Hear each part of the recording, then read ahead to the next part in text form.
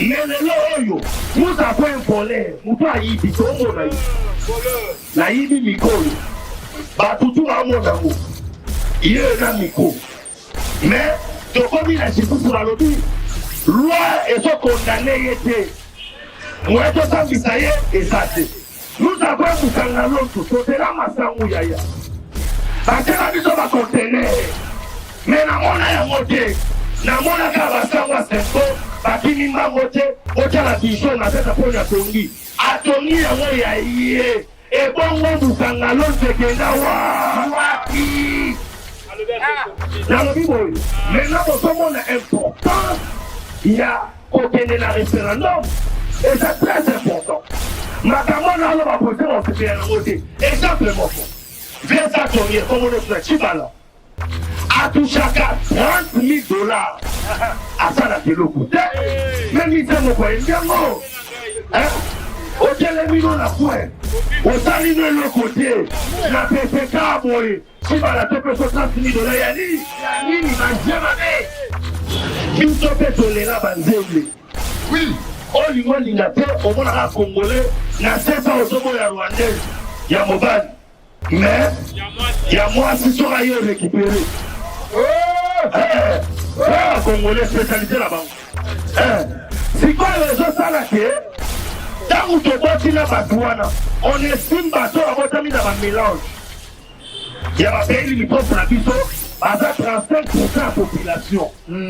Bateau va y aller la bande. Benjamin à votre ami dans Ougandais. Ouganda, n'a Congo tiers. Benjamin, chef d'état-major général, il y a Congo. Noko il y a Benjamin. Mwana Tsuka, il y a maman Nabako. Chef d'état-major dans Ouganda. Parce que, awa na conseil supérieur de la défense, balobi to kwa kabombu moko, to mo Ougandais est Benjamin aura le courage, ya konyaka non na bango, à côté ka secret mili, balobi kobu, est Benjamin, le corps la botami, na Ougandais, na roi, na Congolais, faut pas que tu balobi non, Benjamin reste là, néanmoins. To protéger par poste clé na biso. Benjamin encore ministre à pêche, encore comme ministre à Kikiti, Makoki comme ministre de l'Intérieur, encore comme ministre de la Défense, encore comme chef de l'État, parce que la loyauté de Benjamin sera partagée. Or, quelqu'un qui a une loyauté partagée, encore que ça la haute unité à Moka. Mandat, vous allez voir un Congo nouveau, un Congo fort, un Congo puissant et prospère, un Congo qui va parler de l'Afrique à travers le monde entier.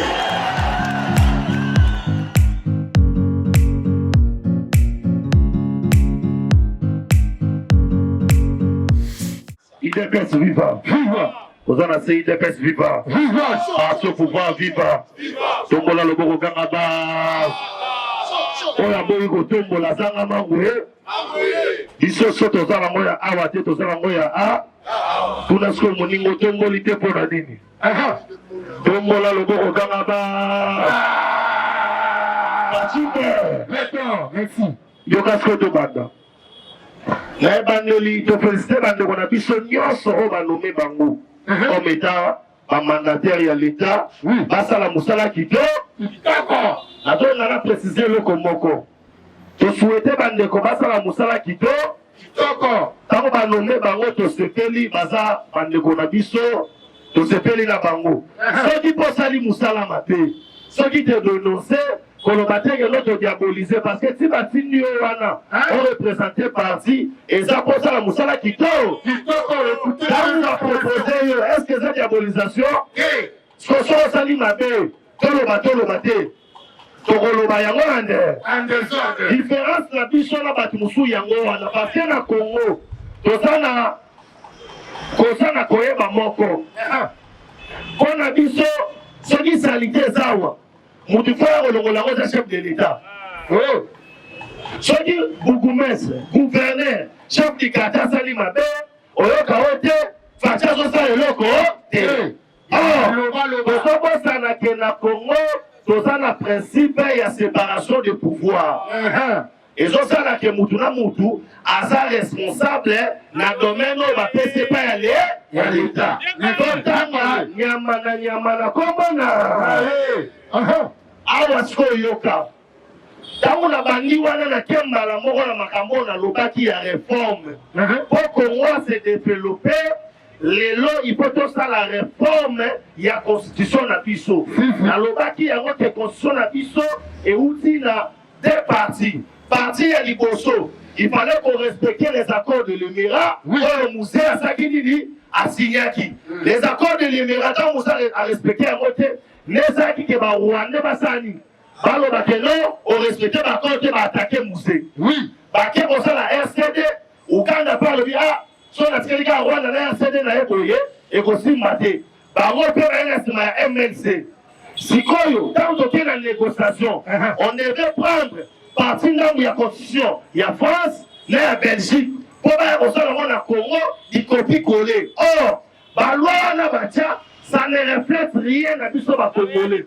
Il fallait maintenant le Rwanda, l'Ouganda, à son article il y a les accords de l'Émirat, na quatre accords constitution. Et ça l'aura constitution ça nango.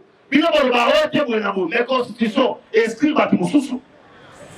Alors, pour nous comme chef de l'État, il faut en appeler Vénéva. Vénéva, on a dit que ça m'a dit de naissance en même. Il y a Kabila. Parce que Kabila, à l'époque, avait Vénéva. On devait faire tout pour avoir la taille, là où il y a Kabila. Or, moi, je m'a licencié, na 25 ans, 24 ans, pas faux. Si moi, malgré toutes les compétences à Sanango, il ne peut pas être chef de l'État. Mais la constitution inscrit une partie, il y a pas tout. La loi totale en haut, pour qu'au moins se développer les lots, il faut la loi à ma casse. On y est changé. Alors, pour tout ça, là, il y a avec la kelo, qu'on a tout qui est dans le référendum. Tout le peuple, il dépasse viva. Yogas qu'on a le pas. Pourquoi? Exemple, Moko. La justice est basée sur le preuve. Mais les lots, nous avons un volet. Nous avons un volet. Na yibi mikoyo batutu amonango iye na miko mais tokomi na justice na lobi loi ezo condamné yete mweto sambisa ye ezate nous avons mukanga lonso tozela masangu yaya batela biso ba conteneur mais na mona ya mote na mona ka basangu 5 bakini mbango te otala biso na tata pona tongi atongi yango ya ye ebongo bukanga lonse kenda wapi nalobi boye maintenant bozomona importance ya kokende na référendum et c'est très important makambo na alo bapose baosepela nango te exemple moko versa tongi kongo nyonso na Chibala atushaka $30,000 asalaka eloko te me mise moko ayembi yango otele mino na kwe osali no eloko te na PPK boye Chibala te peso $30,000 ya nini bazie mabe. Tout ça c'est pourquoi? C'est parce qu'il y a des lois et ça loi batikaka facha okende te keno ofutaka lisu te il faut balongola yango qui sont maintenant censés kolongola yango makambo na olobo Eliezer ayebi yango te makambo na olobo nani Lembalema Eliezer te Lembalema ayebi yango te po Lembalema so amati papa moso ayebi ki wana ekosala te théâtre. Or le député a deux rôles: un, légiférer les lois; deux, qu'on ça la contrôle, il y a gouvernement. Pourquoi les députés légifèrent les lois? Parce que la loi est comme un katamoro comme faible. Tu es comme ma casse il faut battre la loi tomatisa yango. Loi tokitisa yango parce que l'équipe passe ma casse. Yo pour ça la terre. Ok, d'accord, voter Moutou pour la tipolo. Ok, d'accord, voter Moutou après ça la terre. Après ça la souka sans santé. Papa social a koundé la rabiso bibembe. Donc allez, Moutou on aura mis l'attention. Yo. Kaka yo wana. Aboma kon attention ndenge nini. lelo oyo alobi session oyo ya mars babengi yango session non session oyo parlementaire babengi yango budgétaire et na place oyo bamati basala ndenge te basali boye te bato baza censé kosala biloko wana c'est l'Assemblée nationale omoni lelo tofuta bato mbongo ebele il faut totalisa bino mutu na mosala na ye fo toyebaka yo ozwa mosala na nga te opesa yango mosala ya lembalemba topesa yango président Dieu merci non nous sommes les parlementaires debout bango baza assise nous dénonçons nous disons ce que la population est en train de crier maintenant bango baza censé concrétiser yango nous sommes dans un pays où tozali là 9 pays voisins biso mpe tolela banzele olingo olinga te omonaka congolais na sesa ozoboya rwandaise ya mobali mais ya mwasi soka ye récupéré congolais spécialité na bango sikoyo ezosala te ntango toboti na bato wana on estime bato babotami na bamélange ya bapays limitrophe na biso baza 35% ya population bato baelebe bafandi benjamin abotami na ugandaise uganda na congo tiere benjamin chef d'état-major général ya congo moko ya benjamin mwana nsuka ya mama na bango chef d'état-major na uganda sikoyo awa na conseil supérieur ya défense balobi tobwaka bombu moko toboogane nyonso est-ce que benjamin aura le courage ya konyata ndongo na bango akoteka secret mili tolobi sikoyo boye est-ce que benjamin lokola botami na ugandaise na congolais fo bakate katikati balobi non benjamin reste là néanmoins to protéger baposte clé na biso benjamin okoma ministre ya pêche akokoma ministre ya agriculture makoki kokoma ministre de l'intérieur te akokoma ministre ya défense te akokoma chef de l'état te parce que la loyauté de benjamin sera partagée. Or quelqu'un qui a une loyauté partagée akokozala haut dignitaire ya mboka.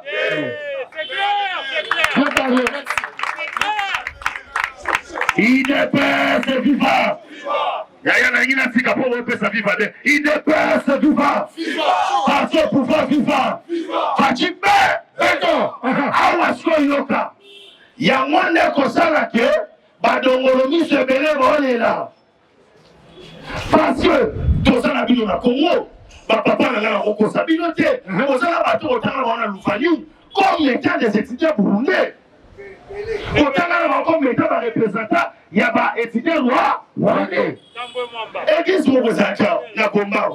Okati boulevard ya Rubero. Rubero c'est un pasteur. Souvent on ensemble la cour. Mais c'était tous les Tutsis, tous les Rwandais, au Bazaki na Congo. On a étudié l'université. Tous les présidents, il y a étudiants. Et c'est là soi-disant à Est. Mais c'était des Rwandais qui ne sait pas ça. Les loyaux, quand ils se quittent, ils déplorent. Et l'autre infiltration, où tu vois? Infiltration, et où? Qui a aidé l'infiltration? Soit il y a des généraux qui sont de Rwandais. Non, non. Mais c'est simple. Qui protège Kabila? Ce sont les députés. Parce qu'on lui a dit, non seulement constitution, mais ça les loi portant protection des anciens présidents. Or, le premier ancien président est vivant. Avant la Congo, c'est Joseph Kabila. Yaya, salaire Yazoso. Il y a $680 000. Et le salaire, Macron a kozwa na une année na France. Maintenant, qui a fait ça? C'est pas Fachi. Ce sont les députés. Or, pour la redétruire le voilà, il ne suffit pas de crier. On peut pas crier. Il nous faut des réformes. Il nous faut des réformes. Attends la Kangi Boy, Azozo 600 000, ça va rien ça changer. Pour changer, il nous faut des réformes. Alors, quand on fait les réformes, on doit interroger le peuple congolais. Cela veut dire les référendums et constitutionnels. Nakata Ofana, Tokofana Pebul. Tolobi Lobola, Fatia Bani cycle. Il y a pas présent Mitema Malamu, Toche mandat chef de l'État Moko, Ezali na 5 ans, Ezali na 10 ans, 50 fois renouvelable. 300 euros. Eza Abisso. Tala, balwa ya moka ekipa aselon na tomatio basaleli. Na Kenya, pour nation de l'État, esengeli mwasi na yo, bakokolo na ye, bazala de père et de mère. Bazo na bakokolo. Wala na Kenya. Eza ndenge na bango, obeta bango te. Obeta bango. Obeta bango te. Na Canada bazala na président te. Baza président, baza premier ministre. Ba dépendant na rien d'Angleterre. Yo oza okeno, bino au Canada, oza basoba, sike, eza ba loi ba chepa. Et la loi na biso, il faut refléter réalité na biso. Est biso boy. Dozi muko atombo le mo magani na fachi beto. Ukamuté malamu. Aoume. Allez na suka. Merci. Parce que ce monsieur là c'est un juriste. Mambasa ayebi. Attends votre piège. Soit la lié au Kanama. Wa ma prestation serment. OK na prestation serment le biboye. Lorsque une deuxième personne vient prêter serment, la première prestation est caduque. Et le paix est vivant. D'où le président RDC. Oh, toi, il y a tout le monde a pété ce texte de paix. Il y a un babel, dans la coupe la télé, fleur, comment les présidents élus de la RDC. Voilà, peuple, arrive à un motif. De deux, monsieur Lobakaza Pantin, vous connaissez ce qu'est un pantin? Un pantin, c'est celui qui gesticule sans motif et ridiculement. Qui est ridicule aujourd'hui? Lui. Qui est ridicule aujourd'hui? Lui. Est-ce que Félix est ridicule? Et va continuer, c'est quelqu'un qui n'a rien de sérieux et qui est constant dans ses actes, dans ses opinions. Qui n'est pas constant dans ses actes et ses opinions? C'est pas lui. Félix est sérieux. Donc tout. Félix la marionnette. Léon Amon, le premier, il va où le baram. Nani va faire le calcul. Nani va où va rencontrer. Pour le Félix, je vais lire maintenant la Bible. Je reviens maintenant comme chrétien. La Bible dit ceci. Pour toi, je peux même tuer une nation. Je peux éliminer des personnes. Est-ce que vous avez des reines d'Elisabeth à Koupa? Ouais. Pour le livre. Ici, Basima RDC. Pourquoi tu as la mort de l'homme, il va minéré. Pendant que le Premier ministre a démissionné, il y a Koufi. Mais il fallait qu'à Koufa, que le paiement a des ordres. Pour que le Congo soit en paix. Combattant, quand on vient le matin, ton père Sabino historique n'a pas fait. Je vous ai parlé sur la prophétie et le mot. Pourquoi je l'ai dit? Est-ce que vous savez quelqu'un va investir dans le Congo? Les Allemands, les Français, les Belges. Et les autres pays, qui m'ont regretté. Aujourd'hui, la Belgique regrette. Ils ont la première posture, la première posture. Vous les Belges, je vous appelle à tout moment, vous abandonnez la RDC. Un jour, vous la regarderez dans la fenêtre, sur une fenêtre. Aujourd'hui, la Belgique regarde le Congo par le claustrat. Parce que, USA, il y a pas de Russie, pas de Par contre, il y a la sous petit pays. Même la France, on est là. Pourquoi? En France, il y a une crise totale sur le plan économique. Donc, au juste, la France, c'est un pays des athées, des occultistes.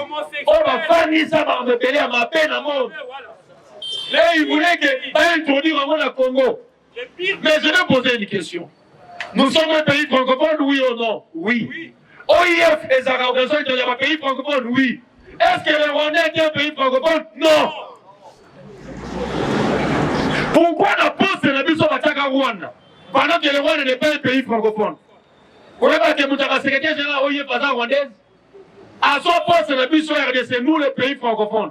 Et j'aimerais dire, les Français que la RDC parle dépassent même les Français des Français eux-mêmes.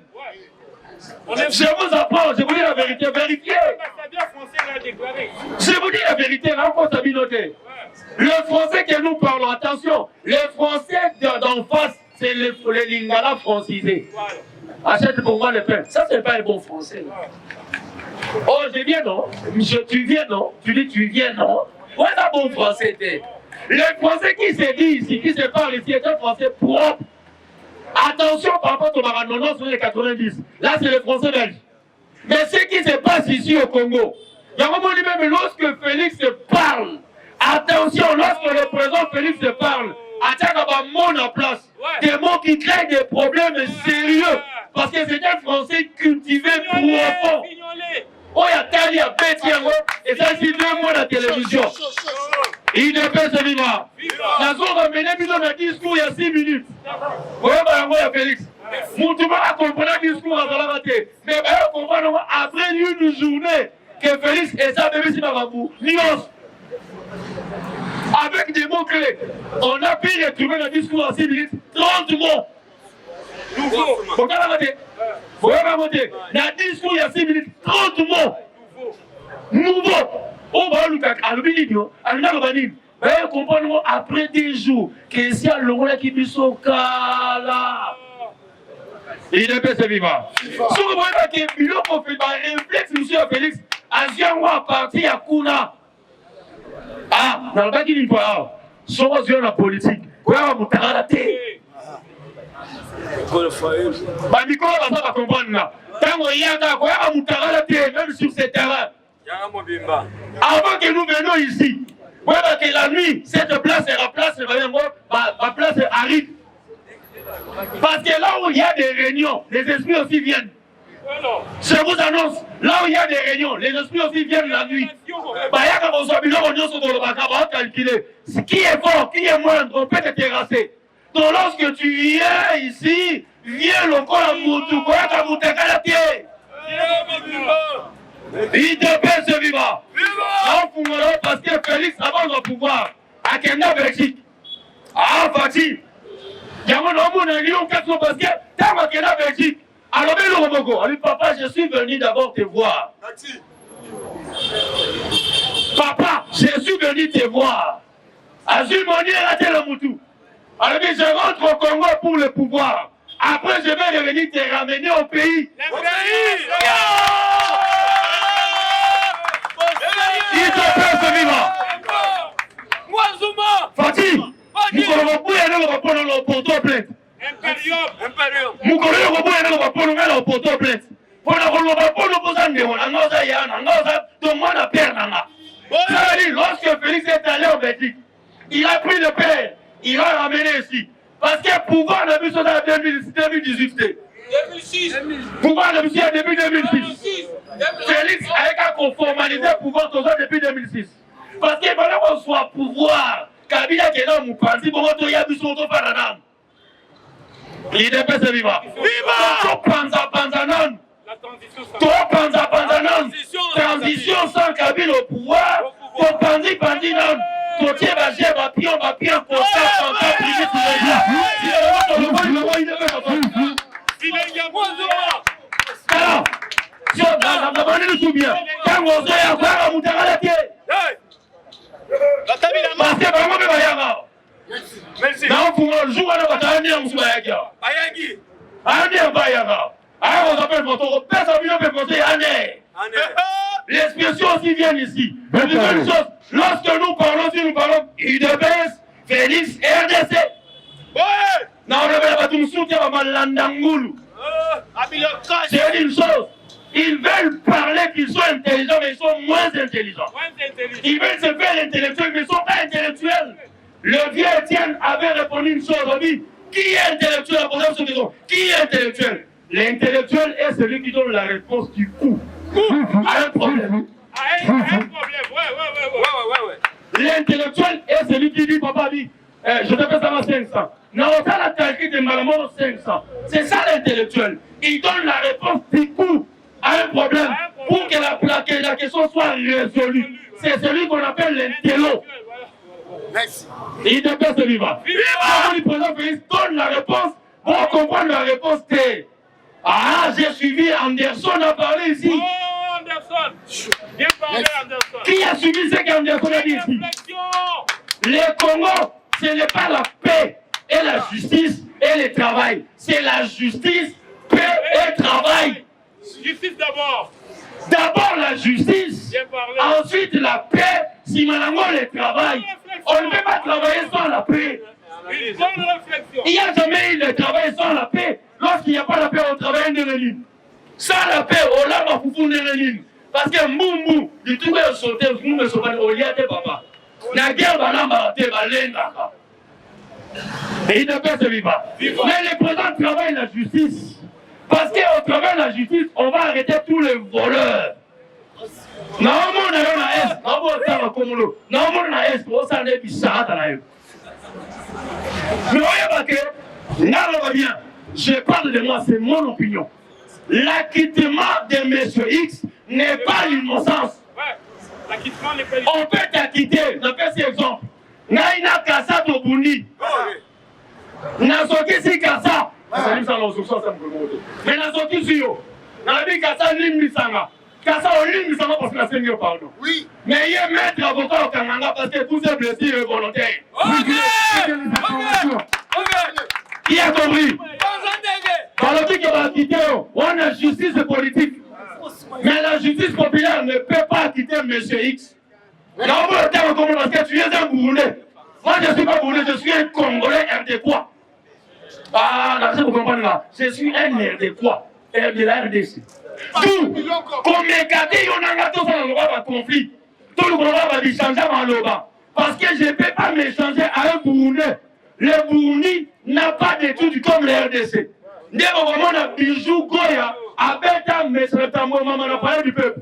Alors, nous avons le même diplôme. Oui, on a le diplôme, mais le diplôme n'a pas de Burundi, il y en a de RDC. Tout, bijou voulait nous dire, même ta maman va congolais, c'est un Burundais. Nous pouvons retrouver que les étrangers veulent toujours venir ici chez nous. Avec un diplôme du Burundi. Ce qu'on compare un diplôme, il y a Burundi. Un diplôme, il y a RDC. Papa, culture, il y a une musique. Les RDC a sa étude générale. Tandis que les autres pays passent à la petite, il y a secteur. Lorsque tu prends un électricien congolais, il est différent de l'électricien, il y a Congo pour la ville. Parce que pour nous avons l'électricité, mais puis dans la français, histoire, géographie, latin philosophie, aussi général. Donc on a Congolais à tout petit politique à Oloba. À tout petit à Oloba, deuxième parce qu'il y a un général. Il doit être vivant. Il va! Par ici, je mets fin parce qu'il y a d'autres qui vont parler. Je descends. Plus 243, 993, 18, 39. Merci. Bon courage pour tout d'abord. Il ne fait ce qu'il faut. Au matin de l'Islam plus tardé, Chino a zo le capona. Attends à sénateur Nabiso. Oui. Azoleka. De Kolobaki. Photo. Que le botal a fait ça qui moi si là. Vous voyez que la combo tombée dans ta voilà. Toubé. Alors ce qu'on appelle le retour à des sénateurs. Moi si là pour Faki. Banda semaine où il y a lundi. De Kolobaki Lelo. Koluka moyen. Tout ça c'est moi et l'autre de botal aller dans la pour attirer la bana. 5 mouvements. Mais Chinois Zoleka, en attendant, Chinois Zoleka, Tozoko Tisao, Tobegi Président Poul, Azoko Tamo encouragé Président Poul.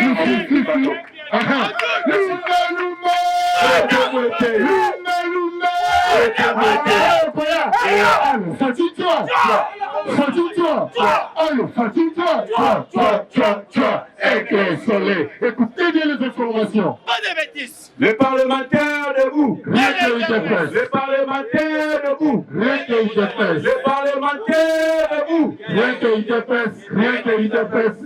IDPS. Bonjour à tous. Bonjour. IDPS viva. Viva. Les lois ont soulevé point marquant dans les collaborateurs, il y a chef de l'État, et puis Batumi va aller la présidence. IDPS viva. Viva. Vous avez commis tout la vie nomoko. Boni investisseur. Oh, le chef de l'État serait là qui n'a pas rebellé dans Zoyate. IDPS viva. À cause de la présidence de la République. Ah, comme ça, il y a Kounane. Nous souvenons de Kounane à quoi naïe. nakoki jamais kocontester liti na yo UDPS viva oyo aparticipe na marche mais asimba libanga te mais abunda mpe na kati eza na ba bon bayeba na chef de l'état bayeda chef de l'état financièrement na niveau ya Bruxelles UDPS viva bato wana bazali ba anti-valeur mutu akoyede na mbongo mais soki aza moyibi moyokangama na ye eza te to ayede na mbongo soki aza anti-valeur moyokangama na ye eza te ka mboka mobimba boye ekoki kozala en otage na bacolaborateur ya chef de l'état te UDPS viva et président de la république azali na bacolaborateur mais kasi azali na bacamaradi te UDPS viva eloko ongo namonake pas chef de l'état le président de la république azodirige bien mais bolingo azali na yango amour oyo azali na yango yango nde ezali comme faiblesité na ye car les gens profitent na bolingo oyo azali na yango UDPS viva eza na petit ya chef de l'état akoma conseiller na ye bapesa ye lupangu na Gombe UDPS viva mais les messieurs en question trafic d'influence eleki trop bamakambo oyo tokondanaki na PPRD oyo tosalela bamarche oyo papa Etienne Tshisekedi aboya ekomi koleka na parti na biso moko ekomi koleka na parti chef de l'état ekomi koleka na pouvoir na biso moko UDPS viva bakamerunais bazokota na mboka na biso oyo DG bazokanga mais les messieurs en question abimisaka bango tokomi tuna tolobaka mais ndenge nini bato ya DGM bazokotisa bachinois boye bazokotisa bato boye trafic d'influence soki kaka bakangi kaka camerounais ou bien libanien moko boye ye asalaka intervention trafic d'influence mpona kobimisa bato wana UDPS viva tokomi epa Vivien Timanga Vivien Timanga azali conseiller stratégique ya chef de l'état le monsieur en question nakamwaka ti lelo azalaka mpona nini Vivien Timanga azo mérité te ozala poche ya chef de l'état UDPS viva le monsieur en question bazwi bapiége ye boyeba na minute oyo bitumba balobi ngekomi ya Moïse Katumbi ya Martin Fayulu na ya chef de l'état etelemi na niveau ya États-Unis d'Amérique bateli famille ya chef de l'état moyen d'infiltrer bango baluka bazwa na information bazokoka te babadi koutilize baconseiller na ye UDPS viva Vivien Timanga aza lokoso ya mbongo les messieurs en question bapiége ye na bafond investisseur UDPS viva azosola na bainvestisseur azosenga bango retro commission azoloba na bango boye Félix nga napesa mbongo po akoma président Félix nga bakopi te Félix ye ndenge aza wana akipaka bakopi te mais ngai Vivien Timanga naza lokola président puisque soki nalobi na ye akopesa oyo nga naza nango bosenga UDPS viva biloko wana ezoleka bazofilme ye ndenge azali koloba Vivien Timanga akoti na bakopi ebele ya baretro commission bainvestisseur bayebele mais baretro commission na bango ezokimisa bato na bambongo baretro commission na bango bainvestisseur bazokoya koya yango boyokaki ba États-Unis d'Amérique balobi la République démocratique du Congo bazali bapartenaire privilégié na biso mais eloko ezoboma biso na bango corruption ezali Félix Antoine Tshisekedi Tshilombo esengela nettoyer cabinet na ye corruption na bakorrompi bazali na gouvernement corruption na bakorrompi bazali Sama Lukone azali cité même la corruption Guilain Nyembo azali cité même la corruption Yama boyoka chef de l'État lobaki akosala remaniement mais si les autres ont cas moi les les bloqués chef de l'État lobaki akonetoyer cabinet na ye mais si les autres cas musabi solo ko les ont retenu il est pas vivant le président de la République tango akomaki mokonzi Vivien Timanga amemaki ba pakistanien ba libanien oyo bayaki na mbongo soi-disant va féliciter chef de l'État na enveloppe ya 10 millions de dollars mais le président boyaki yango ayebisi bango bozwa mbongo wana po améliorer ba salaire ya baagent na bino po améliorer salaire ya bakongolais basalaka epa na bino Vivien Timanga alanda bango libanda a récupéré 1 million de dollars en complicité na Vital Kamerhe Timanga tika lukoso menacé bayebisi azongisa 1 million wana les mêmes Vivien Timanga abunda na stade de martyr les mêmes Vivien Timanga il est pas vivant abunda na tope bete accroché à que va soigner la poussière les mêmes Vivien Timanga abeta un officier de la police mbata na nzela il est pas vivant yango tozosenga na chef de l'État anetoye cabinet na ye. Cabinet na ye ezali kofingisa ye. Cabinet na ye ezali kosalira effort azali kosala. Babiloko biso totelembela. Eloko biso toboya. Mais na régime na biso tomi koya makasi. Abdul, totuna na population.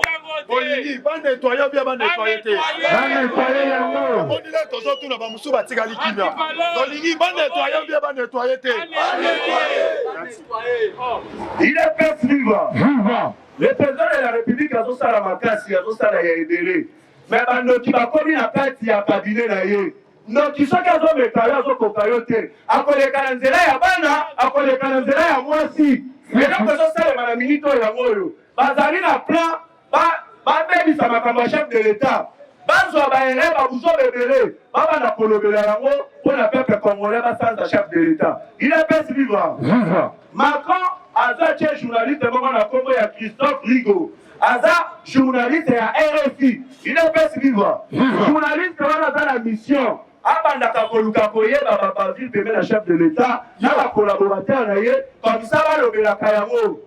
RFI ekomi lokola chaîne locaux makambo biso tolobaka oyo nyonso elekaka bango bakoma kolekisa yango. Il est pesi vivant. Yango tosengi chef de l'État Félix Antoine Tshisekedi Tshilombo tokontesteli ya bapoche na yo te tofingi bango te na balakisi biso baza baantivaleur longola bango pembeni na alongola bango pembeni na epesiva soki oza na posa alongola bango botombola loboko okanga bana. Le président Félix Antoine Tshisekedi Tshilombo dirige bien le pays sans faiblesse et la gentillesse. Yamone Moutou ezali kobomae. Le président n'a pas d'amis mais azali na collaborateurs. Pourquoi jusqu'aujourd'hui, le président de la République n'arrive pas à nettoyer son cabinet, n'arrive pas à nettoyer tous ses collaborateurs, n'arrive pas à faire remaniement à la carte du gouvernement? Toujours comme il est pas suivant. Bientôt, élection Kozala. Mais c'est Toyeba, Banani Roba Kozala, chef de l'État pembeni. Pour l'élection, la mission est à la crédible et transparente. Pour la chef de l'État à sa majorité parlementaire. Banani Roba Kozala, Bango pembeni. Papa, ils ont ça les mains terrain. Batumazala va quitter PPRD. N'a pas soutenir Félix. N'a quitté ensemble. N'a pas soutenir Félix. Même là, Chérida au Kenge. On a allé pour soutenir Félix. Ah, on a terrain transport de sa passe. Est-ce qu'on est allé pour soutenir le chef de l'État? Et allez juste pour pas tromper vigilance et à peuple. D'un côté, on reçoit disant que Bazali va être chef de l'État. N'est-ce papa Moya a Yabisa Bisso? N'a pas ça là pour le Manabino Azaki Mouta FCC. Après avoir, il a presque Bisso la voix. Dans politique, la zone à la militaire Yangouana. N'a c'est la peuple congolais tous à la très vigilant. Il est pas vivant. N'a informé pas la presse à Tibino. Son père Kaimbi. La ministre a porté plainte Ludovic Kalingai. Donc, il est à traduire rien à la justice. Il est à l'Obaki à traduire rien à la justice.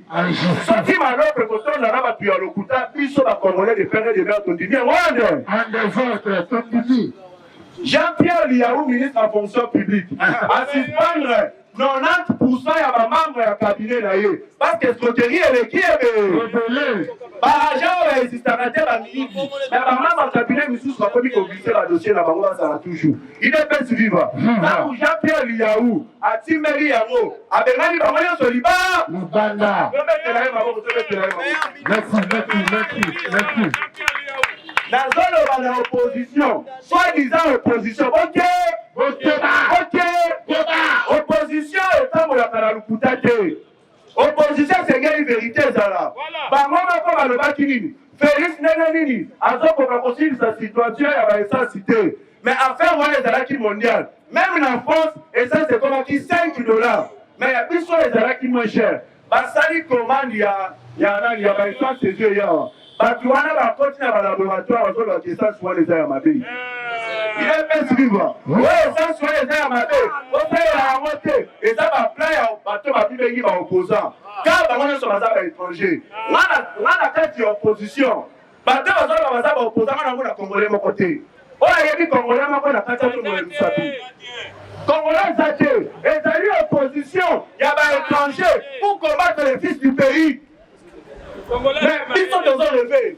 Dans un tika. Est-ce que papa ondima akangi maboko atika mwana na ye babeta ye ndeko nini akokanga maboko atika ndeko na ye babeta ye nzambe abenir biso na mboka monene oyo ezali na richesse ebele me eni na motema na biso nazoyeba te euti wapi kimotema mabe euti wapi Congolais comme ndeko na ye Congolais pozwa nini Congolais oyo na ndeko na ye Congolais po ganye nini ese mboka ekotambola bongo tofangana tokola bomoko tobundisa banguna tosobe mboka na biso il a fait vivre balobaka soki mwana aza malade na mabele na yo protege mabele na yo car soki akufi okozala mpasi ya kokunda ye il a fait vivre mais sikoyo biso toprotege mabele na biso tokoki koprotege baétranger Vital Kamerhe tozoloba na chef de l'état azala pembeni na ye te bayati lukwebwe akende na sud kivu tomona barefugie ya parti UDPS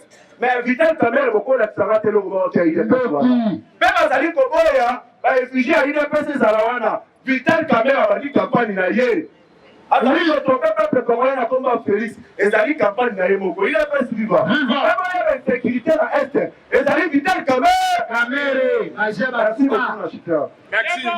Merci.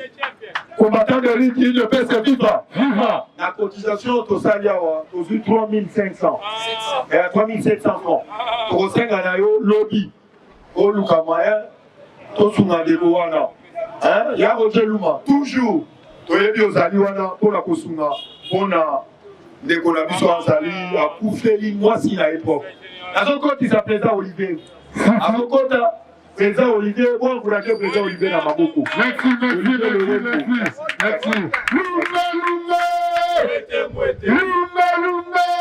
allez koya allez fatine-toi allez fatine-toi avec le soleil écoutez bien les informations UDPS vivre chaud combattant bonjour en tout cas nazali na esengo mingi ya kopartage na bino na ntongo ya lelo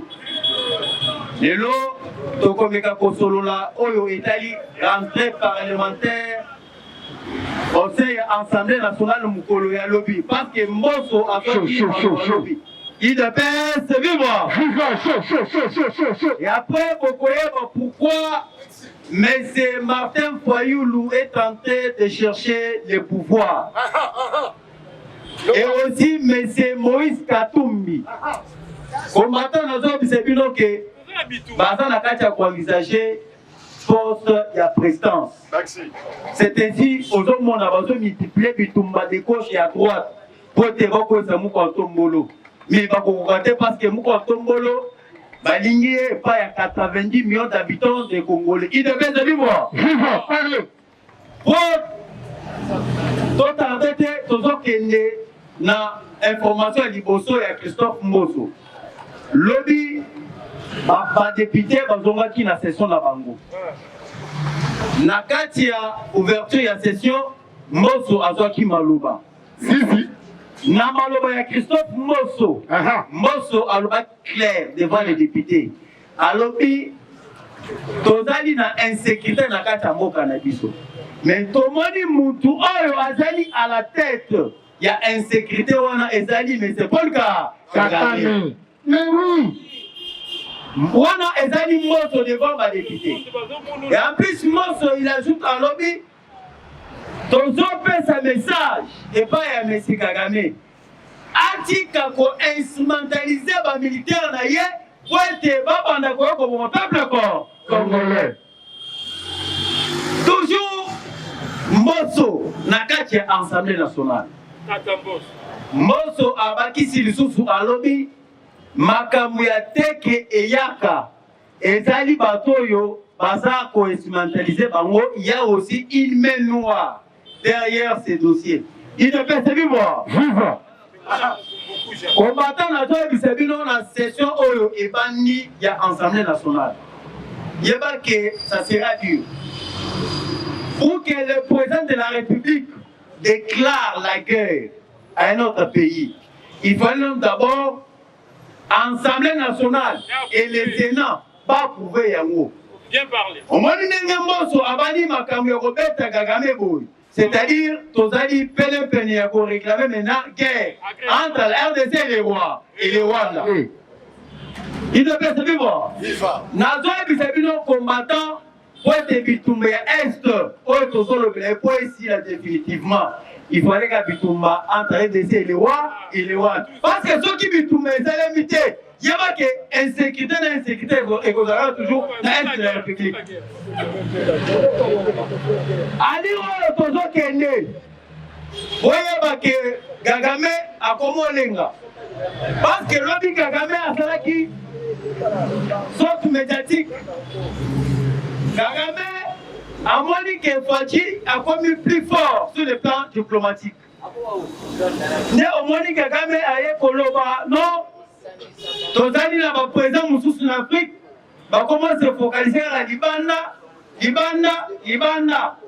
Wana, il a voulu créer le président de la République. Mais pourquoi Kagame a levé Bongo? C'est parce que Kagame a montré sur le plan diplomatique, il a échoué. Il ne peut se vivre. Nayango, combattant, Tozali censé soutenir les chefs de l'État. Ata batu oyo nyonso somona wana ba Fayulu. Bakatumbi, Bakabila, Bazali na eloko moko te concerne le peuple congolais. Tozala qui a en amour Kabila pendant 18 ans. Qu'est-ce que Kabila a fait? Il a détruit. Tozala qui a M. Martin Fayulu Awa comme député à l'Assemblée nationale. Quelle loi que M. Fayulu a amené à l'Assemblée nationale en faveur du peuple congolais? Question. Nazo Bisebino que Bazali va aventurier. Mais Fadji au pouvoir dans 3 ans. Projet 145 territoires déjà lancés. Encore 2000 projets. Oh, le bâti à Mesa. 2000 projets. Tel qu'elle est na Pandéolébison, na Maniema. C'est béni. Balobi, na projet 145 territoires, déjà, il s'allait bani. Déjà, on a plus ou moins 70 écoles. 70 écoles pour le territoire de Maniema. 70 écoles. Maintenant, il faut que ça, là, 70 écoles, c'est combien? Dans le projet 145 territoires, chaque territoire, parce que Fadja Ouchi, comme ça, la réunion, dans le comité, il y a 145 territoires, les réunions. Batali Oyo, comme ça, dans le projet 145 territoires, Balobi, on va à l'école, on va à l'hôpital. C'est ce qu'on appelle projet agricole. C'est la bilanga, dans le territoire nyonso. Nyonso les alliés pour avantage à faire le corps.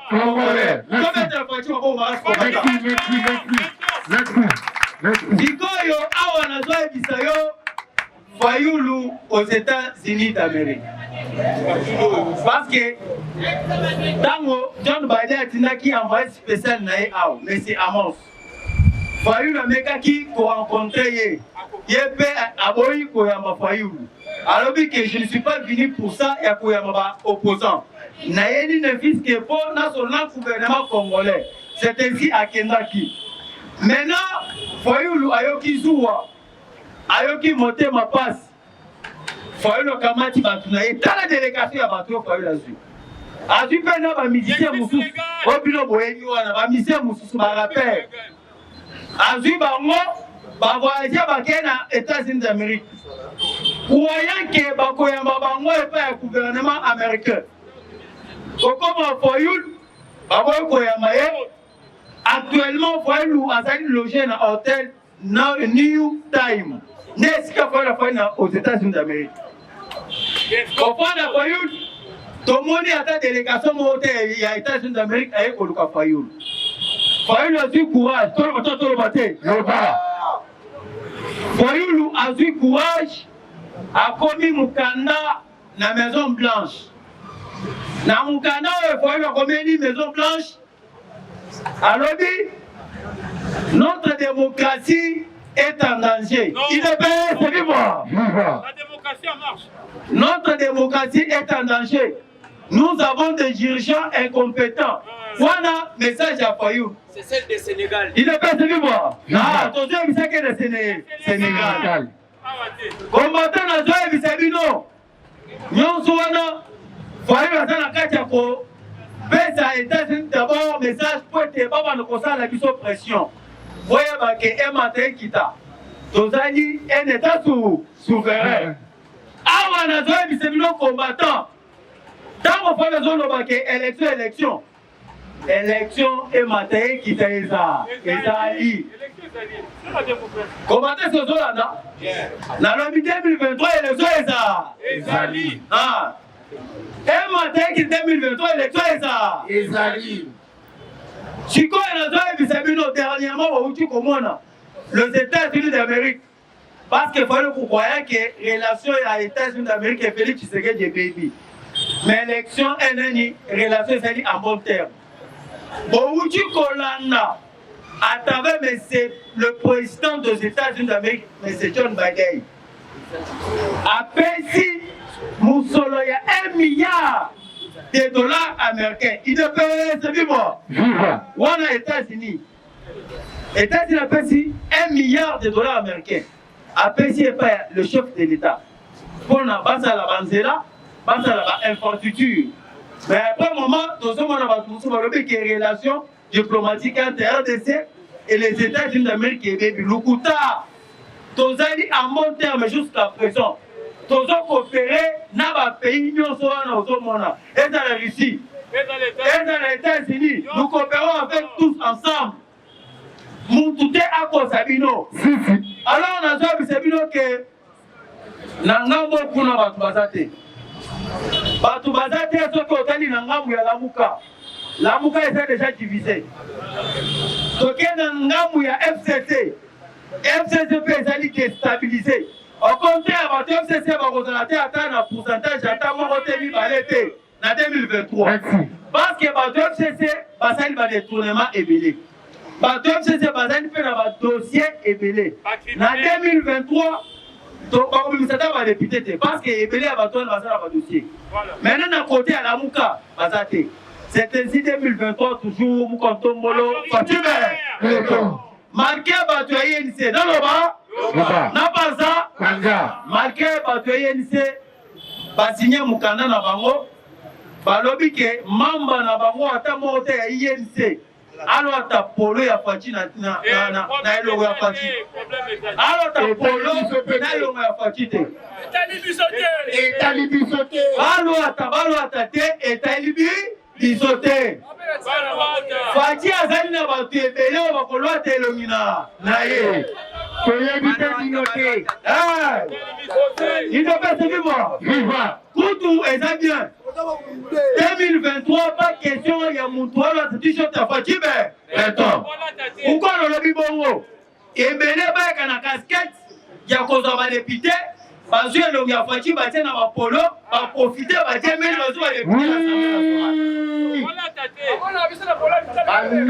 c'est ainsi 2023. Avant, il y a Fatime, il fallait aux autorisations. Na parti. Il ne peut pas vivre. Parce que son côté de ma parti politique est belé à Namoka Nabiso. Ma parti, on est dans la président Nabango. Comment ça fait-il, Moutongo, dans la partie politique, a dû président la partie Naye, a mis à l'outil na Polote, à comment on est éloigné. Il y a parti pour ça, la marketing. Quand on profite de ma parti béton. Néanmoins, 2023, le roi de Toboïa. Merci, je vous remercie. Merci. Au matin de l'île, il faut Sungangaï. Sambole. Zoba. Zoba. Nani Aïbadi Mbongo il y a 100 jours. Sambole. Zoba. Nani Aïbadi Mbongo il y a 100 jours. Nati Momatana. Son mot qui s'appropriait le lit de fesse. On s'en appropriait dans ma boue au combattant. Il est bête, c'est vivant. Donc elle est vite en besoin de beauté. Il est bête, c'est vivant. Fatime, il faut parce que hier vous avez vu, il y a eu la rentrée parlementaire. Il est bête, c'est vivant. Engin politique, il nous de l'air et Kozala sur la place publique. Il ne peut se vivre. Dans le moment où vous deviez savoir que non, Martin Fayulu séjourne aux États-Unis d'Amérique. Et hier, il avait fait une émission, il a parlé par rapport à Makamota Limboka. Mais nous allons essayer un peu de décortiquer. Parce que vous allez savoir que non, Jusqu'à preuve de contraire, nous sommes devant une opposition de la honte. Nous sommes devant une opposition de la médiocrité, une opposition où est démontré la limite. C'est ce qui a justifié que le président de la République a le non, opposition à pété. Parce que Papa Tshisekedi a le baki, une fois que l'IDPS est au pouvoir, on ne parlera plus jamais de l'opposition. L'IDPS est vivant. C'est ce qui justifiait que l'IDPS restera au pouvoir jusqu'à l'avènement de Jésus-Christ. Merci. IDPS est vivant. Le président Bonsolo il faut quitter l'opposition, il y a insulte. Opposition, il y a imputation dommageable. Opposition, il y a dénonciation calomnieuse. Il faut faire une opposition avec des critiques. C'est ce qu'on appelle l'opposition républicaine. IDPS est vivant. Mais vous devriez aussi savoir que non, l'argent qui a facilité Fayoulou de se retrouver aux États-Unis d'Amérique, c'est l'argent que le gouvernement de la République donne chaque mois à l'opposition. Est-ce que Fayoulou peut aussi avoir ce courage de passer aux médias en confirmant que le gouvernement de la République débloque l'argent pour appeler ça à niveau de l'opposition? C'est ce qui a justifié la séparation de Mouzitou et Martin Fayoulou. Il ne peut se vivre. Président Bonsolobi Boye, la personne qui est au centre du mal en Afrique, c'est Paul Kagame. Et c'est Kagame qui instrumentalise l'armée rwandaise pour attaquer l'armée congolaise. Il ne peut se vivre. Je vous avais dit que non, Kabila, militaire de son état à l'époque, il a été incapable d'indexer que c'est le Rwanda qui nous attaque. Aujourd'hui, nous avons un président civil, mais qui a eu au moins le courage de dire noir sur blanc que c'est le Rwanda qui nous attaque derrière les M23. Il n'est pas se vivre. Martin Fayoulou au niveau des États-Unis d'Amérique, Fayoulou a besoin qu'on puisse aller dans un dialogue. Parce qu'ils ont déjà compris qu'en 2023, Tshisekedi n'a pas un challenger. Quoi faire? Ils vont proposer un piste de dialogue pour faire le partage du pouvoir. Je vous avais dit, dialoguer, c'est cracher dans la mémoire de notre mentor politique qui est le fait Étienne Tshisekedi de Moulumba. Ni c'était le dialogue de la Senko plutôt, Chimbala n'allait pas se faire une santé financière. Voire même tous ces bandes aventuriers. Si le président a été déterminé qu'on puisse aller aux élections crédibles et transparentes et puis apaisées. Et ce qui est sûr, nous sommes en train de multiplier beaucoup de stratégies politiques, de voir comment est-ce que nous allons réélire le chef de l'État. Je dis, je vous remercie, merci. Le président Viva, Dago et Ambaba Paya, et Zalina Walipamboli. Nazo Côte la présent, Benjamin. Mon entendant, combattant, pas encourager la maboko combattant. Merci, allez, fatigue-toi, fatigue-toi, allez, fatigue-toi, le soleil. Écoutez bien les informations. Il ne peut se vivre. Merci, la balade de la biso. Nazo Koti ça, oh, tu veux président chinois. Nazo Koti a encouragé le président chinois la maboko. Merci. Il est PSC vivant. Il est PSC vivant. Il est PSC vivant. Viva. C'est le super héros national. Félix, président de la République. Les peuples d'abord. Bonjour. Bonjour, Lissoussou. Bonjour. Le Sako. Le Sako. Fati Weto. Fati Jambo. Fati Jambo. Voilà, merci beaucoup. Ton continent à 4 actualités politiques. Il faut tirer beaucoup d'attention puisque tu es le plus vite. Bongo Geza, je suis voté combattant. Alors, tu remets ta main solo, il y a Vita Kamere na Est. On a dit discours naïe. Alors, on peut comprendre que non, tu vas dire ça M23, Bazali va Vita Kamere. On peut un message là haut. Alors, tu remets ta main solo, il y a CPI. L'ennemi est le dit que non. Mongo Bosco Tangana, il faut appeler ça ma victime. Il faut pas revoir puisque ma victime va se belé. Alors, puis on va faire ça qui pour le premier jugement. Et Zali, Malamouté, il faut pas revoir en gros. Donc, on va mettre dans ma solo, il y a envoyé spécial. ya oto bengi Joe Biden na kati ya Congo ayaki kosala nini puisque bango baza kofinancer élection au lieu de financer mbongo tosomba ba arme kuna na est bino bozo financer élection c'est-à-dire baza na jeu oyo tobengi ya ping pong alors tokobeta mpe masolo ya infiltration kaka ndenge na yebisaki bino na teke kote ya oyo tobengi kwa mutu conflit ozoyoka ya teke na bayaka wana ezali conflit te wana ezali pire simple infiltration il est peut vivre alors tokende koshite na Martin Fayulu oyo tomoni ke saison sèche elingi mais kiliboma na ye ezokomata toujours saison sèche oyo omemataka plus en plus ekiboma Martin Fayulu emataki te kaka na oyo tobengi tokoti na saison de pluie Martin Fayulu ibomemati bokoyoka ye azosimba sikoyo salaire ya chef de l'état or que chef de l'état azozwa salaire ebele te Kanambe Hippolyte po jour wana na yebisaki bino soki bango basongi badepute wana merci président Benjamin il faut bafanda batala ke mutu oyo il nous a assassiné il nous a tué il a volé il a dérobé il a détruit notre pays comment tokobakisele lisusu mbongo à chaque fin du mois et puis mbongo ebele oyo Macron asuwaka dans une année alors Martin Fayulu ye akei kosimba oyo tobengi donc salaire ya mokonzi ya mboka alors ba awa biloko eza ebele mais na kotrier il est presque vivant Parlement de vous, nouvelle génération, viva Fatih Beton, viva Tshisekedi, super héros national, solide président de la République, le peuple d'abord. Mwana mama, mwana mama, mambu maso Dele, batula pakaba mona pe. Bon, awa na lingina tout d'abord premièrement, na mettre tous les ministres oyo bazosakanela IDPS en garde. Keba. Quand Tolobaka, quand l'IDPS tombe, c'est tous les dictateurs qui tremblent. Baso tremble kaka te baza kokima. Alors yo ministre nini oyo kotelema po sakanela bato ya IDPS. Par là, naza kolinga tosala rappel na ministre oyo Joseph Panda. Poto yo titro. Mbabango. Panda tozokebisa yo toyebisi yo attention Panda keba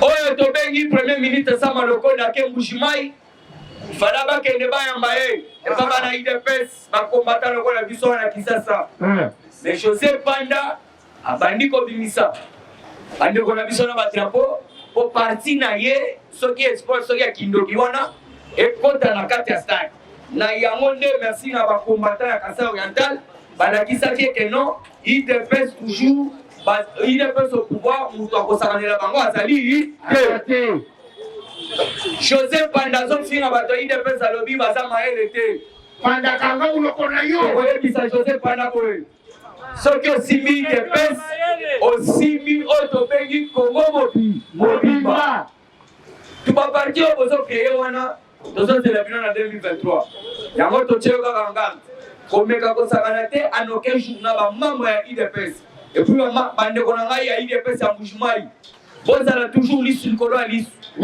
bomoni baza très vigilant balobi ngo ekasani tolingi komona ye te pourquoi akomi conseiller principal ya Kabema Tchadi FCC bandeko na biso ya IDPS batelemi balobi non yaya tobeteli bandeko wana maboko makasi yo organisateur oyo okundaka kaka wana Kinshasa rien même na manono bandeko na biso ya IDPS bazali même na Manyema bandeko na biso ya IDPS bazali alors Joseph Panda keba ezala masuka mutu mosusu photo kebisa bato ya présidence nous avons beaucoup de antivaleurs na kati ya présidence voilà muto tozobenga chargé ya protocole ya chef de l'état mais c'est Soki Freddy c'est un antivaleur puisque il faut bien comprendre mutu wana azali pi kabiliste et c'était mutu ya FCC egala oyo tobengi PPRD égale à M23 égale à RCD Goma Mais Moutouana a Zosakana la présidence, a Yéni Kop Nae, Monsieur Freddy. Donc, dès que vous avez papa, aussi va investisseur. Au niveau Koutana, vous avez été valable, investisseur Bango. Hier, il faut faire sa part Nae. Yo qui a joué, na yango tozo dénoncer Batibale, nous surtout Bazali la présidence. To bandina nous na Monsieur Freddy, chercher à Otobengi protocole. Alors to kebisibino, a ezali, wafa chala. Voilà. Chaud. Zando. Marché Zando va signaler biso. Le marché central des Zando sera remis aux commerçants dans 14 mois. Oui. Donc, il s'allait bandaki, bazotonga dans 14 mois, yo tega na Zandu maman, yo papa tega na Zandu, bandako kotega 14 mois soko koki, bazobiseli bino, Zandu na bino en étage. Alors, on est là, on va passer message que tous les qui ne savent pas, les commerçants qui ont ça, dans 14 mois, Zandu na bino, bagozo qui la bino. Toujours la carte actualité politique, Vital Kamerhe dans son meeting à l'Est. Yoka, Vital Kamerhe lâche des mots lourds. On peut comprendre que non, bango n'est pas tout bas comme ça, M23. Yoka, écoutez les informations. Yoka Vital Kamerhe. Il dit le problème de la RDC, c'est nous qui devons les régler. Qui va régler le problème de la RDC? Vital Kamerhe. Il est passé FIFA. Et puis, tu vois, c'est bon. Pour te le baki en moi, te le bater. Fatih très sage. Pourquoi ton molo? Alobi, au passage, Joyaka. Expliquez moi de ce qu'il y a M23, comme il gouvernement congolais à Fatih, parce qu'on respectait tes accords. Accord ni n'a pas aussi, signé. Au bassin de Fandi Alobi, mais non, on va comprendre de tel. Avant l'émission, Makambo et Vital Kamerhe à Aya. Vital Kamerhe. Alobi, la mise sur la tout dans Raïmo Chibanda plus de 3 fois. Pourquoi acceptes-tu de signer un tel accord? Oye, qu'on soit peuple congolais, c'est en danger. Accord en Bezani. Soit mon cannabis, tous les services secrets, nous, il y a un sécurité. Tous les barouanais, pas à la carte. Au monde, tous les ministres, les ministres, tous les barouanais, pas comme la ministre. Nous, tous les sénateurs, tous les sénateurs, barouanais, pas comme les sénateurs. C'est ça les accords. Et puis, plus loin. Balobi boye, or na biso propre, or ya biso ya Congo propre. Alors ça on a souci à moi là que les mots tu vas t'atteler boye. Faut les poignarder. Excusez-moi le terme. Yo so or ya République démocratique du Congo. Ba kende nango na Rwanda ba raffiné ou soit na Uganda, bango ba bénéficier na yango. Quel accord? Facha Terema lobby, soit la guerre totale, soit la paix totale. Mais Yoka Vital Kamerhe a zolo baboui. Oh, les problèmes du Congo, c'est nous qui vont régler. Toi, ici, Nathan a vu le ciel et les cas. Alors qu'on continue plus dans Yoka Vital Kamerhe, puisque Boye Kazana Est a banni campagne. Alors, campagne a eu zolo comme moyen, a banni Sikoyo. Bah, action à saboter à mon compte par rapport à S. Au contraire, il devait accepter et soutenir l'état de siège. Mais ma bandi, ma zone non, le problème de la RDC, c'est nous qui va régler.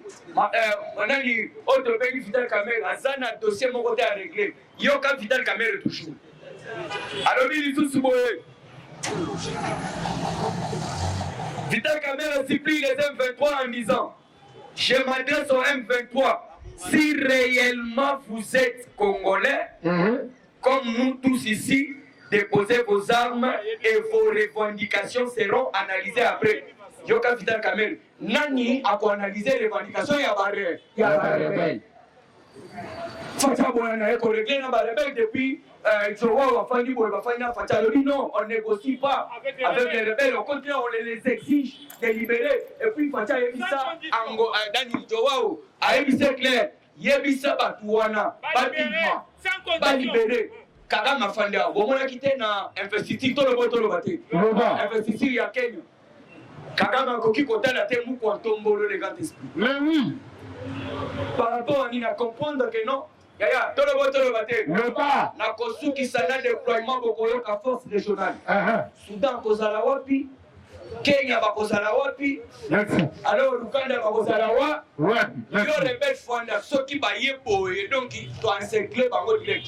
Donc Kangi par contre. Mais donc ça. Yo on attend le bureau de déploiement il est prêt, c'est vivant. Viva. Merci. Ça a le courage. Il est prêt, c'est vivant. Viva.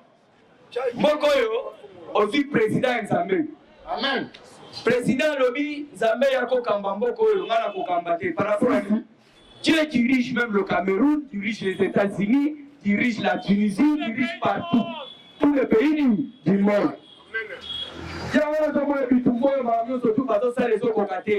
Oui. Fatia Lobi, bon, pour ça, le déploiement, il y a force régionale. Alors, Boyoka, comment se fera? Voici comment se fera le déploiement de la force régionale. Il est prêt, c'est vivant. Le Kenya va déployer ses unités du côté du Nord Kivu, plus spécifiquement du côté du Rutshuru. Donc, Kenya, Kenya va voir Rutshuru Mokimba, Nord Kivu. Alors, on va plus le Balobi et l'Ouganda va déployer ses forces pratiquement à l'est, passant maintenant les opérations conjointes donc du côté Irimu, Balobi Boy. Oyo, Ougandais, Irimu Mokimba. En passant ma frontière, Rwanda, son côté, surtout. Après avoir déploiement au Koyo, Paul Kagame peut aller. Dans mon combat, il y a un déploiement de Kosalama.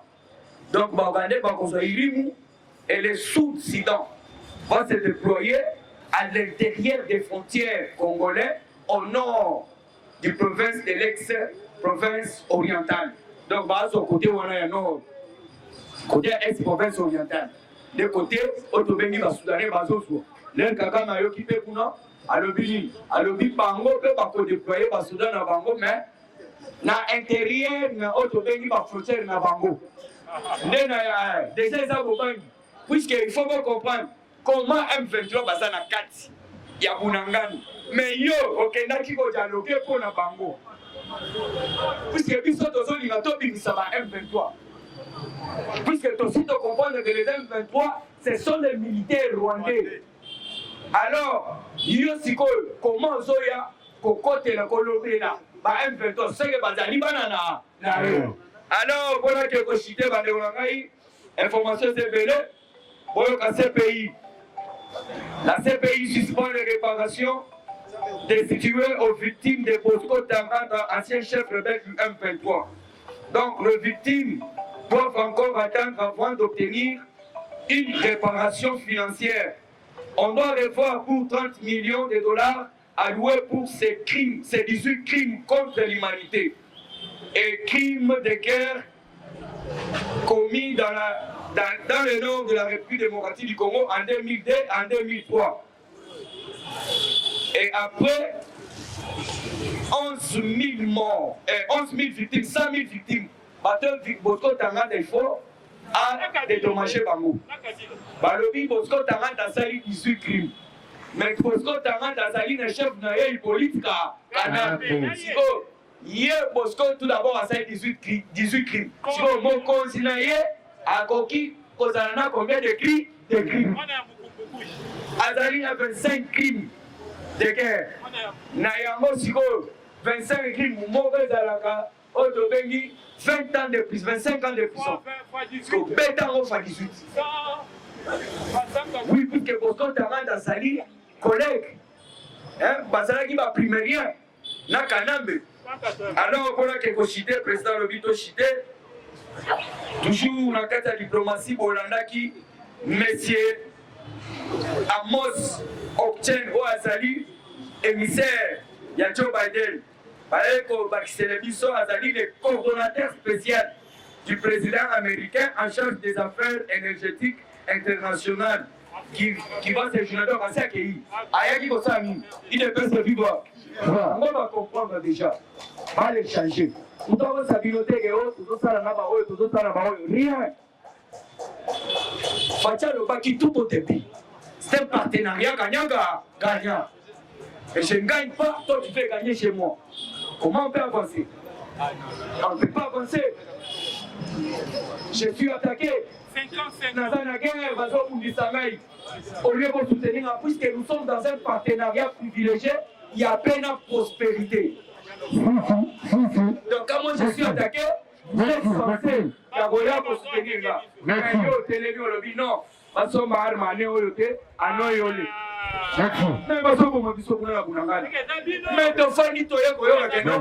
Les États-Unis d'Amérique, Babimi Simbongo, Bazali Kobinsa Bongo, pour tout ça, l'élection en 2023. Pourquoi Tombolo, Zombongo, Wananoso, Token Nango, Tosoma Minduki, Oto Bundisananu, Bato, les Aboté, Tombola le Bongo Kangaba. Tombola le Bongo Kangaba. Oui, ça m'a aidé bien, il y a Zombongo, Wanao, Bango, il y a élection. Bisoto Soyango, Tokende, donc Tosomba Manduki, Tobundisa Barwande, puisque Zali guerre, Bolandi Makambo Bateke Umbu. Maintenant, tout Nabino Papa, Bakulutu Bahani, Bisonan Tobotamate, le peuple Yaka et les Teke, ils vivaient ensemble. Les Loba Weleni d'un coup, Weleni. On a beaucoup de Tongo Bandiko, Bengamuto, Bandiko Lala, Naye, Nani Moko, Lupan Moko. Pour rien qu'on comprenne, et Zali infiltration.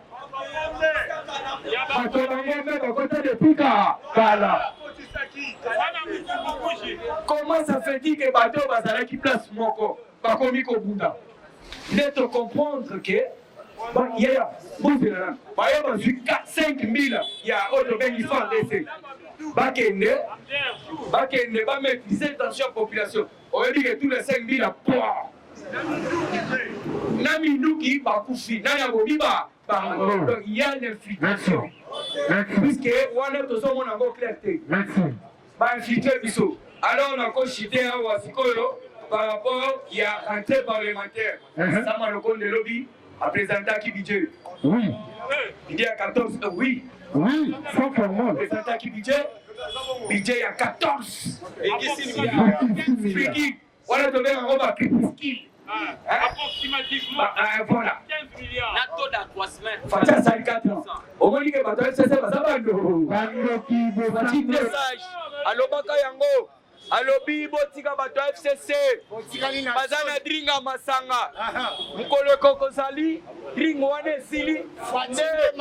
Bako comprendre que Boko Jesse Kenda depuis ka. Yoka. Sam Lokonde a présenté budget à 14,6 milliards. Oui. Silence radio. Sam formol. Depuis que le Congo est Congo. Mais oui. C'est ça du social. Mais oui. Ah. Faut pas oublier, il faut pas négliger les moindres actions à Moutou. Moutou a l'ongoli moga na passe. Aux alagis na 3 milliards. Il y a des réflexions par rapport à l'information. Chez moi, ce n'est pas qui dit passer à main, non. Information, ton analyse. Oui. Tu pousses ma canisse. Depuis que le Congo est Congo, depuis le Botama, papa, maman, Nangai, Congo est tigala au Misa 14 milliards. Et ça l'a pété. Si cause homme au PC il sous chance. Il y a tout côté en 2023. Oh boy, on dit ma fatigue. Oh boy, on dit ma. Ah, yoka. Na bongaya saba gomi obenga fatigue mwinda. Na bongaya sa. Na chopo na ijofa. Bazo benga fatigue mwinda. Ba mama ya bana ba bengi fatigue gratuité. Awa ndeza boye ba meniser ba leli ba lobi fatigue beton. Nazalaki na 5 bana. Na za meniser. Na kotangisa bango wa lelo mwana meniser azotanga na kabamba. Azotanga na motema mpiko. Azotanga na nini? Betela mu kontombolo maboko, betela mu kontombolo. Fayulu a attaqué salaire et chef de l'État. Alors, comment ça fait-il que chef de l'État Zozo Mbongo Ebele, collègue député, vous comprendre que Liboma et UDPS viva. Na elanga nde libome mataka mwa mingi. Il faut pas commander par les locaux. Symbole. Soba. Comment te faut ça symbole. Soba. Liboma ya Kongona. Sambole. Soba. Sambole. Soba. Nani liboma ya Congo? Nani liboma ya Congo? Sambole. Soba. Sambole. Soba. Nani liboma ya Congo? Atiki salaire ya ba ya ba député a commis le salaire à Mokonzamboka. Or que au lieu de télémer le salaire à Kabila, Kabila touche beaucoup d'argent. Kabila n'est pas président de ce pays. Kabila n'est pas président de ce pays, mais Kabila touche beaucoup d'argent. Na yango to sengaki bango. Bozali ba député et les élus du peuple. Bolo bela biso na place na biso. Ke mbongo e bozo pesa kanambe leki ebele. Azoka lisusu yango te. Martin Fayulu eskalo bakango. Martin Fayulu akokaki kotelema alobi boye. Bolongola lwa oyo. Oyo bolobi ke ancien président bakokanga ete. Si lelo toza wana omoni affaire ya Chebe ya bloqué à cause ya Kabila. Puisque otobengi Claude nani Paul Mwilambo. Paul Mwilambo lobi c'était dans la tribune, il y a grande distance, il y a auditorat militaire. Alors, botika kotungisa peuple congolais. Botika kotungisa batoy. Ba Jacques Mugabo. Ba Kisango Kenga. Oh, ba pesi manduki pour ça l'incantation. Et simbité. Alors, Paul Mwilambo lobby, les vrais commanditaires. Il y a liwa ya Chebe ya na chauffeur na ebazana ezali otobengi politique kanambe na jo nous vous devez kobenga la biso batwana wa tosama jusqu'à présent. Nouvelle génération, information sur information, taxe UDPS viva. viva. Oui, ça lobby batela mungongo. Soya lobby plus de 143 89 40 36 878 89 40 36 878. Mandat, vous allez voir un Congo nouveau, un Congo fort, un Congo puissant et prospère, un Congo qui va parler de l'Afrique à travers le monde.